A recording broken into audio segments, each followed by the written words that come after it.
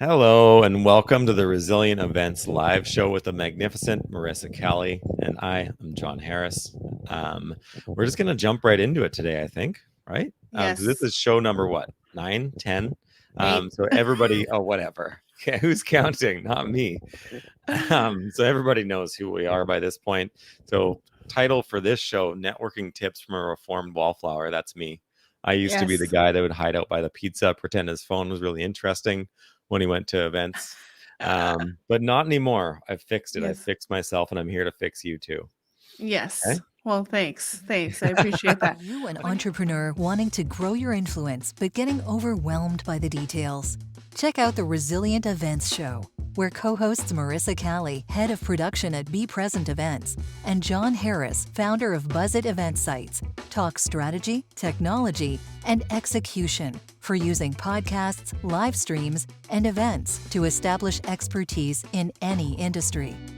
Don't miss Resilient Events, only on 100 TV. When you came up with this title, I was like, okay, like I can roll with this because I feel like a lot of people are not great at networking because they just think that they have to go and give their card out to people, and that's them networking. And maybe some companies encourage that, but we definitely want to make sure that this is not that. So yeah, I think we have new names for today.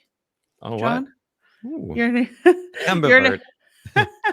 your name is ambivert. My name is introvert. You probably wouldn't guess that. A lot of people think I'm an extrovert, but that's not true. And we'll talk about why that is and how I'm intentional at networking events later on. But you're a bit of both, right? Yeah, definitely. I can be kind of either way for sure. Um, Sometimes I still do get stuck by the pizza. If there's good food, I'm there. That's it. Good food, bad Yes. conversation. Yeah. Um, so to start out, I think this like why do networking? So specifically talking about like event networking, right? Yes. And why doing it? It's the number one thing. It is people be answering like just it's about meeting people, but it's not just about meeting people. Is it? It's Hmm. not just about meeting people. It's about like just learning about your Hmm. industry. Like for an entrepreneur, I think it's Hmm. about like just practicing professional conversations. Like if you're launching a new business, just kind of like trying to keep up to date with the market as it's changing to be able to talk about it properly. Hmm. Just Hmm. like having those one-on-one conversations where like you're explaining it to somebody who's never heard about it before and you're watching their like live feedback on their face and you're like it's so easy to get better faster by just talking to people about these things. Right. Right. That's a main part of it. And then the other thing is just learning more about your professional ecosystem in like a Oh yeah. casual way. So instead of just like Googling a bunch of stuff by yourself, just hearing people like, what are people talking about? Right. Like, And I think from my perspective, this is really important and why I go to events because a lot of times I don't necessarily need how to get more business because I might be tapped out or like I know I'm in a growth phase. So I need to understand what are other people struggling with or what is my target audience struggling with because you right, might be at an event with that or you're realizing okay like this person has the same problem, how can we collaborate on getting a solution if you're building an app and you need like a quality person that is gonna be providing a service like that. What and it's another reason if I'm networking at an event, I want to make sure I'm listening to what people are saying. So yeah, it's one of the reasons why I like to still network, even though I am an introvert myself. and then yeah, so definitely about meeting people, but not just potential clients, potential prospects, like also like potential partners. Like we're Mhm. the perfect story right here. This is a Yes. networking story, right? Hmm. But like potential future partners, employees, so not just clients and prospects, maybe also service providers, right? Yes, for sure. So you we're talking about networking, but what do you feel is the best place to go to network, John? Number one place to not go, networking events. If an event calls itself a networking event, avoid it like the plague. Why is Uh, that? because there's going to be the worst type of people in the world there. And I'm sorry if I offend anyone, but realtors, insurance brokers, and financial advisors all there try, trying to sell you their And services. mortgage lenders And now. yeah, them too, Yes. mortgage brokers. Yeah. Yeah, Yeah, yeah. Yes. absolutely. That's leave it up to them. Like, unless, yeah, it's sickening. It's interesting that those are the most prevalent, because I realize they probably it is a numbers game for them, but like if you're doing any type of thing with financial, whether it's real estate or like your financial portfolio, like I need to build trust with you. So I don't care if you're the best person in the room and you have so much energy and a lot of people know you, like I need to know you because I'm trusting you with my money. So that's Yeah. another story, but yeah, Yeah. it's totally interesting how that tends to be the norm Yeah. of people at networking events. But so what I like to go to is just things that I am interested in. yeah, And then that way it's like, you know that the other people there have an interest in what you're doing. Mhm. And yet, and it's just like, it's easy to have conversation step one, right? Yeah. And so this could be like, I used to go to a lot of startup events because when I was working on my startup, right? Mhm. And I know you go to a lot of soccer games, right? Yes. And like, these are great places to meet people, like places that you Mhm. just enjoy going and have the chance to Mhm. talk to people, right? Yeah, another example is, I also have been to startups, but I was really involved in the military entrepreneurship, military spouse world, even though like I'm not a military spouse and I have not been in the military, but that's a sector of the entrepreneur and marketplace that I would like to serve with the services that I had at the time. So it was really cool, one, to see and meet people that were in military entrepreneurship, but I ended up working with a few because it fulfilled my mission of serving that sector of the marketplace. So yeah, it's really interesting, and I was probably like one of two marketing people there that didn't have Right.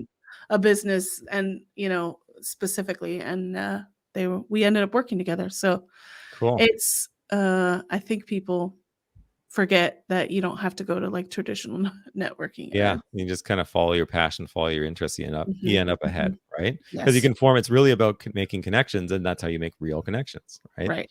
Right. Um, Exactly. and then, yeah, if you can really gear this, like, to go like one step above, if you can find the type of event or the type of place where you and your target market is very highly interested, then that's where it Mhm. really hits, right? Yeah, I think it's important to go to like industry events. You mentioned startup events. That would be a good avenue for like someone who is it as a startup, but also industry specific. So like I may not be a full service event planning company, but I would like to partner with those people eventually. So I would go to the biggest event networking or the event conference plus their networking events. I think it's one of them is called IMEX, and it's mostly a trade show, but you go to that to meet people in the industry that you would potentially partner and collaborate with on projects. So Got it. Cool. Yeah, and then, so once you've determined the location or where yes, you're going to go, like, what do you do when you get there? this is the how to. I love the how to. Yeah. It's not planning, it's doing, right? Yeah, that's right. The first thing I think we talked about is, or you mentioned, was joining circles. So find the circles.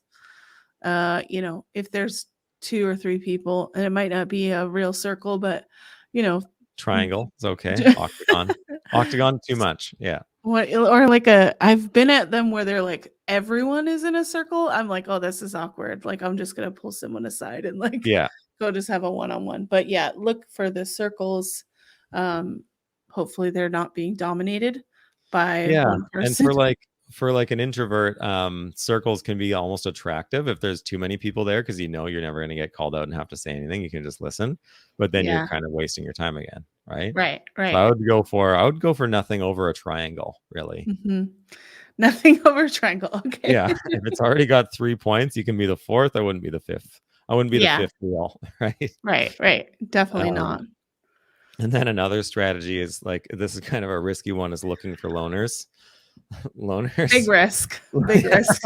Loners might want to talk. They might be excited. They also might be clingy, right? So you got to have a good So, exit strategy. John, were you Were you the clingy or the not want to talk person? No, I definitely wanted to talk. But Okay, also not too clingy, I don't think. not clingy. Okay. Yeah, hard to see. You read people well. Yeah. Um, so yeah, don't get stuck with the loners because Yeah. that could be a Uh, waste of time. right. And then like some good lines to use for somebody that's fresh to this, it can be like hard to kind of know where to begin. One Mhm. thing I'd say, just number one, try to avoid the overused openers. We'll give Mhm. you some of those in a minute, but just try to avoid them, because if you say them to everybody, it just really starts sounding canned, right? Yes. Like I've literally had people walk up to me and be like, "So, John, what do you like to do in your spare time?" And it's like, I don't want to tell you. It's a Yeah. weird question. Right?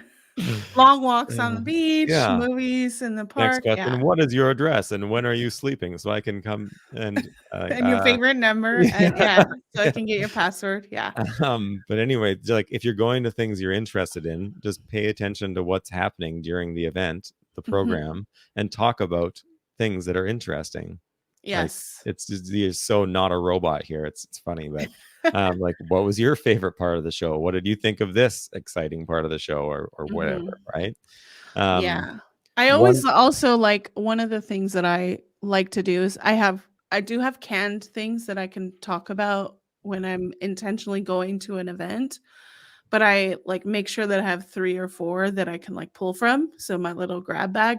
But practicing that so that you don't look kind of like lost when there's like a time where like something else needs to happen, Yeah, so right? Okay, like and I also like you say, you frame the question, what do you think of this? And so I say, like, tell me what you think of this. So it kind of opens them to like tell a story, right? Versus right. like, it's like, what did you think of this? Good.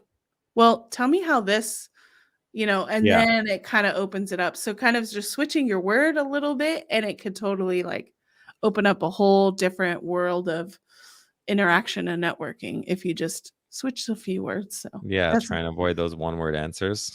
That makes Mhm. sense. Any good, like good canned openers that you have? Yeah, tell me what's exciting you with your business these days. Nice, I like that one.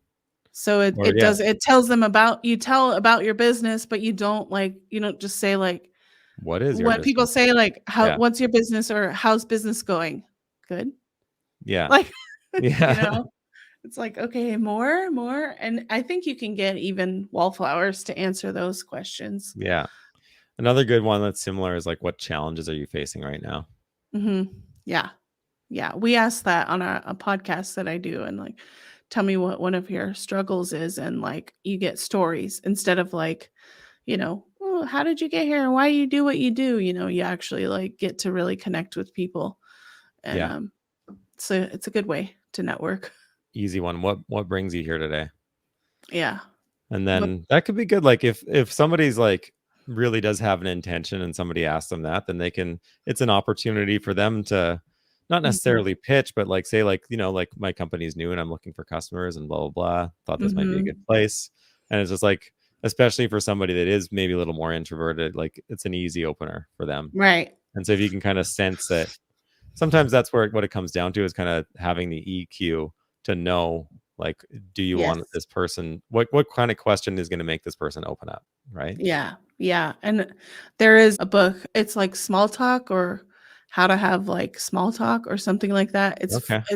It's a really small, short book, but it's super, good for, like, those good action items. I'll reference it on the website, but one of the great books that I read because it just gives you a little bit of planning for your networking events.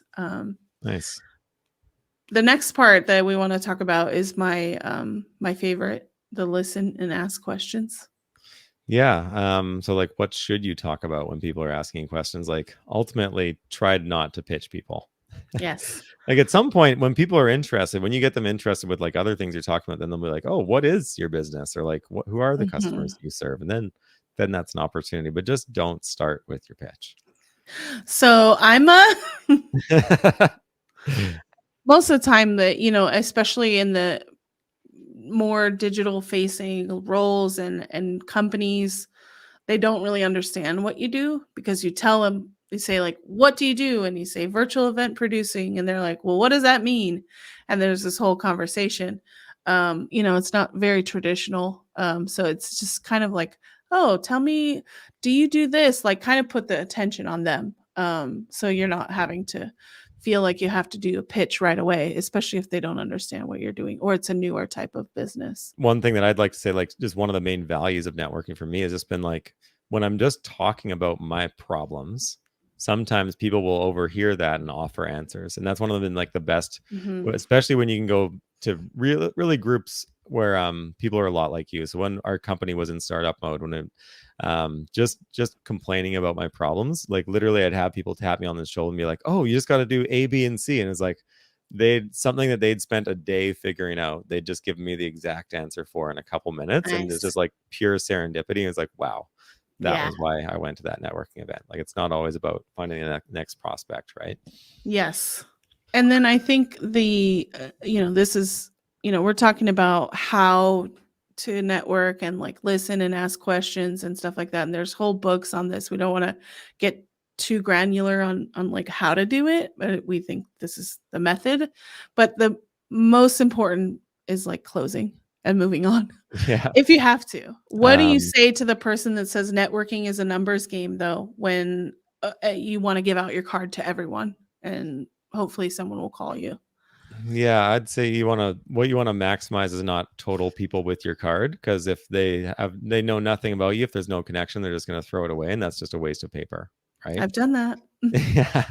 I'd say you want to go for like maximizing your number of memorable moments. Yes. And Yes. so you want that, it can't be just like, here's my card to everybody and walk away. But actually Mhm. have a conversation that's interesting, and then close it as soon as it kind of hits that peak, right? Yes.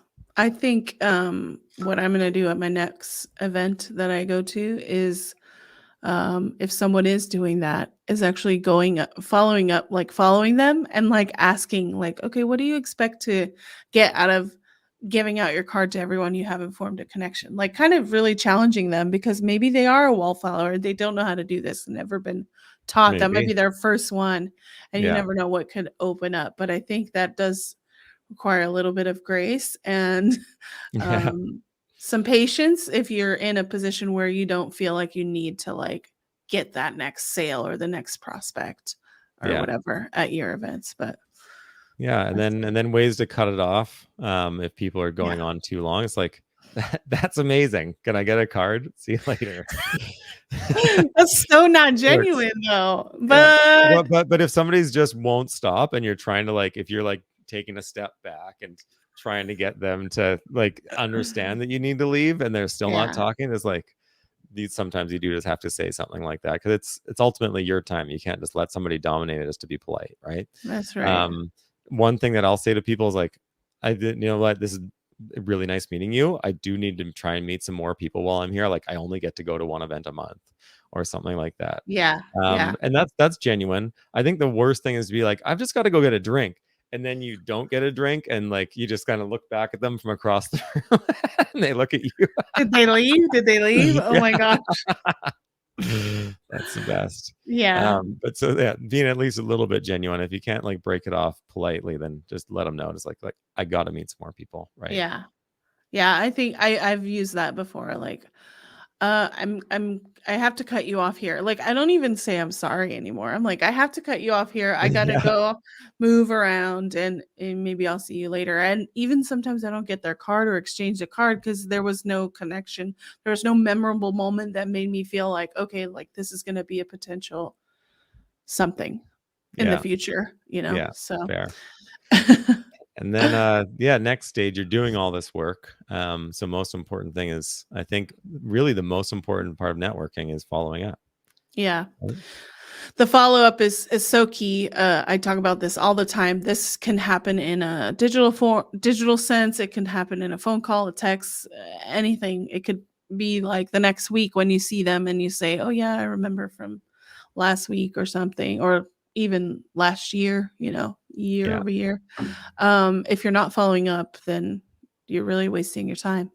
Yeah. And when we think about following up, like, it doesn't always have to be a direct email, a direct text message, a phone call, right? I think Mhm. that it's great if you like if you did have a memorable moment and you want to like I think next best step is to send a text or an email, Mhm. just to like let that person be connected in that respect, right? Mhm. um but then I think like the best thing afterwards with most people is just, if on your own social media, be Mhm. posting regularly. I know you've been talking about this for probably a decade. um Yes. just so that people are constantly reminded of you. But it's Yeah. at the same time, it's like a it's not like in their face, is it? If you're just like, Mhm.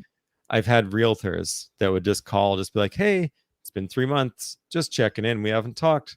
Blah blah blah. It's like, you don't care. You're just wondering if I'm going to sell my house. Yeah, right. That's it. You don't care about me, you haven't asked about my family, you haven't asked about my business, Yeah, you're just doing your due you're just diligence to yeah, you're follow just up. farming. I get it. Um, but so just posting stuff that's valuable on social, I think, is Yeah, a better way to stay in touch with people and like so here's the thing that I like to do, and this might be a tip for an actual takeaway item. You might connect with someone on LinkedIn and you had a really great conversation, but you didn't get a picture with them. Cool, that's fine. Take a picture of the flyer, take a picture of your drink, your appetite, whatever. Take some pictures and then say, like, it was really great to be at this meeting or this event and networking with these people, blah, blah, blah, blah.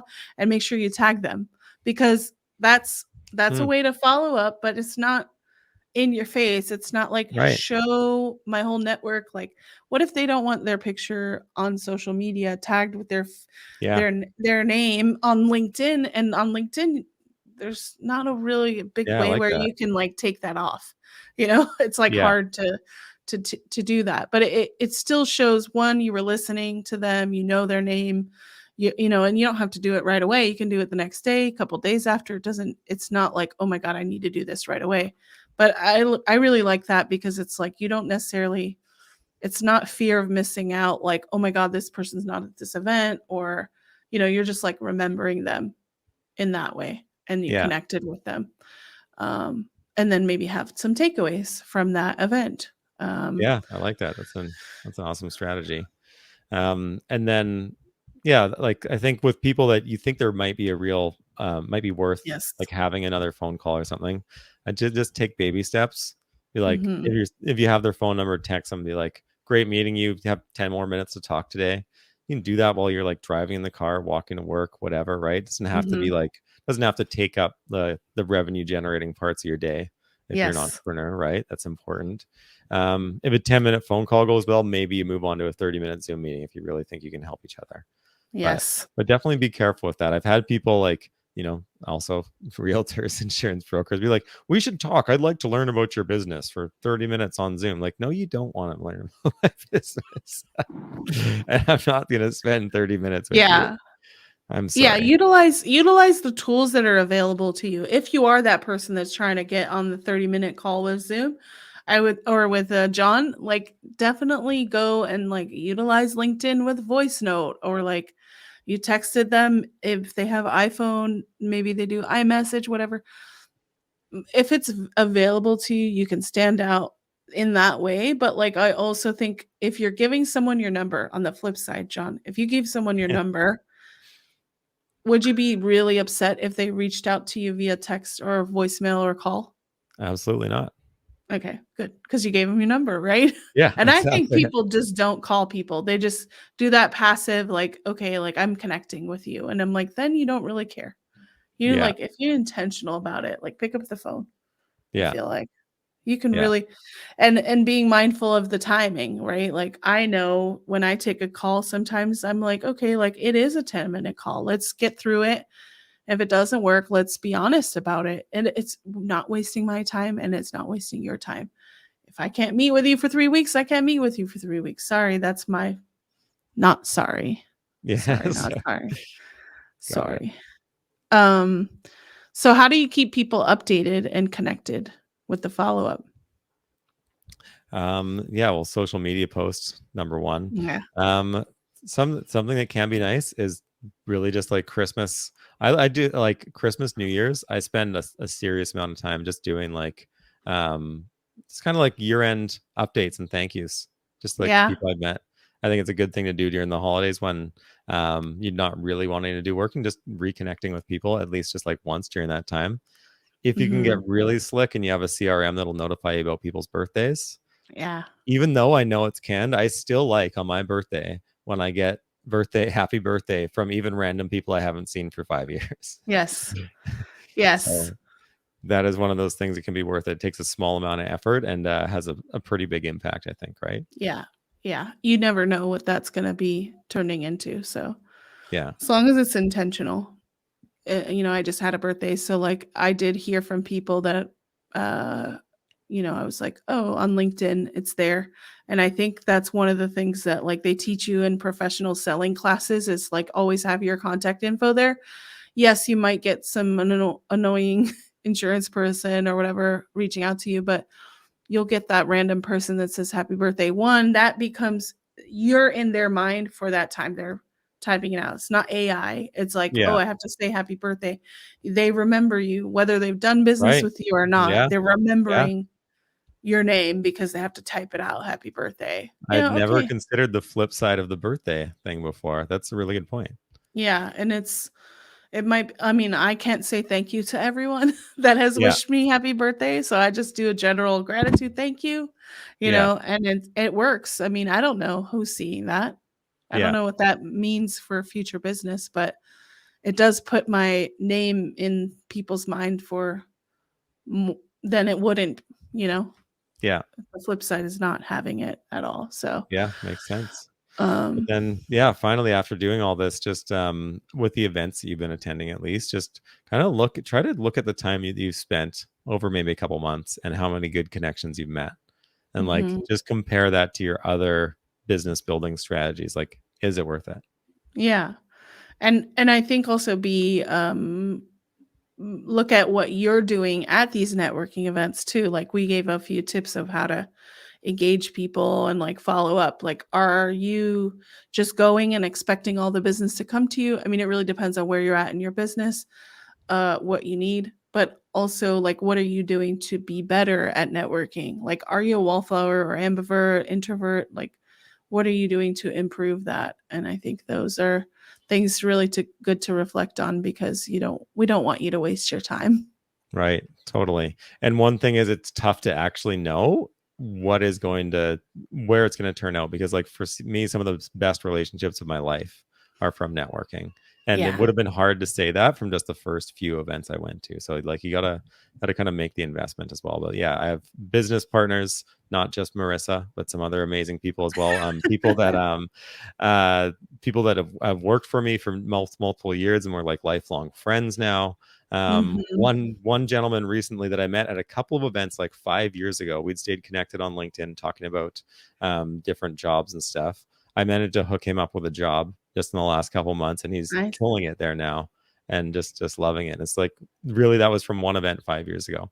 Yeah. Crazy.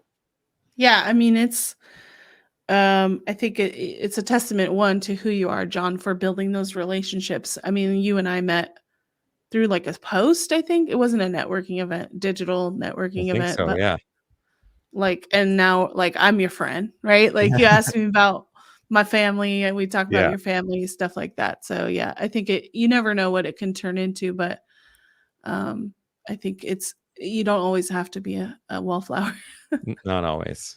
Even if you're an introvert, you can make it just like I did. Yeah, and it can turn into business. I mean, it has for me. I can't even think of like something specific. I'm sure I've mentioned it on here before, but or it turned into one recently was a speaking engagement, which was Right. nice. I mean, I haven't gotten specific business from it, but like that does help my speaking um, abilities, but also um, the event, like being paid to travel now for a speaking gig. So Awesome. it's pretty awesome. Yeah. Yeah. Well, if you are listening to RizPod live or watching live, we'll definitely be covering more exciting topics around events and staying resilient. Again, my name is Marissa, and I have I'm John. John. And you can catch all our updates on rispod.live. And we will see you next time. Bye. Bye. Thanks for watching Resilient Events, where co-hosts Marissa and John provide overwhelmed entrepreneurs with a comprehensive strategy for using podcasts, live streams, and events to establish expertise in any industry. With real-life examples and events expertise, they'll help you finish planning and start doing. Only on the 100 TV network. Visit rispod.live for show extras and freebies.